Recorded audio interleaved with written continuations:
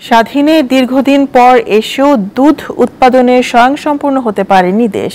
অথচ বিশ্ব দুগ্ধ দিবসে দুধ খাওয়ার অভ্যাস গড়ে তোলার উপর গুরুত্ব আরোপ করেছেন বক্তারা। দেশে উৎপাদন না বাড়ার কারণ হিসেবে বিদেশ থেকে নিম্নমানের দুধ আমদানিকে দায়ী করেন খামারিরা।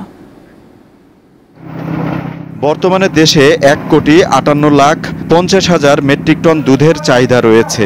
এর বিপরীতে উৎপাদন হয় 1,40,68,000 মেট্রিক টন দুধ। ফলে এখনও চাহিদার বিপরীতে বিপুল পরিমাণ দুধ উৎপাদনে ঘাটতি রয়েছে। এমন পরিস্থিতিতে বৈশ্বিক পুষ্টিতে দুধ অপরিহার্য, এই স্লোগানকে সামনে রেখে এবছর বিশ্ব দুগ্ধ দিবস পালিত হচ্ছে। এ উপলক্ষে রাজধানীতে অনুষ্ঠানের আয়োজন করে মৎস্য ও প্রাণী সম্পদ মন্ত্রণালয় ও প্রাণী সম্পদ অধিদপ্তর। অনুষ্ঠানে বক্তারা নিয়মিত এবং বেশি করে দুধ পান করার পরামর্শ দেন।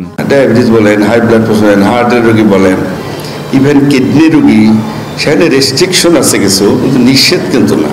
স্ট্রোকের রোগী, ক্যান্সার রোগী তো আরও খেতে হয়। আমাদের এখন বেশি দুধের যে চাহিদা সেটা মিট আপ করতে গেলে আমি মনে করি আমাদের অন্য কিছু ভাবতে হবে।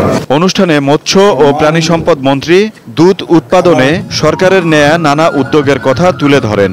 অপরিহার্য খাদ্য এবং আমরা সকলে এটি গ্রহণ করব, অন্যকে এটি খাওয়ার জন্য উৎসাহ যোগান দেব।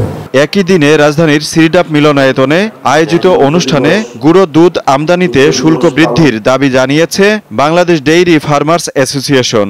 চাহিদা কতটুকু, এর বিপরীতে আমাদের লোকাল উৎপাদন কতটুকু গ্যাপ আছে, সেই অনুপাতে যদি কোটা করে দেওয়া হয় যে এতটুকুর বেশি দুধ আমদানি করা যাবে না, তাহলে মনে হয় আমাদের কৃষকদের দাবিটা পূরণ হবে। বক্তারা আরও জানান, কার্যকর উদ্যোগ নেওয়া হলে 2 বছরের মধ্যে দুধ উৎপাদনে স্বয়ংসম্পূর্ণ হতে পারবে দেশ।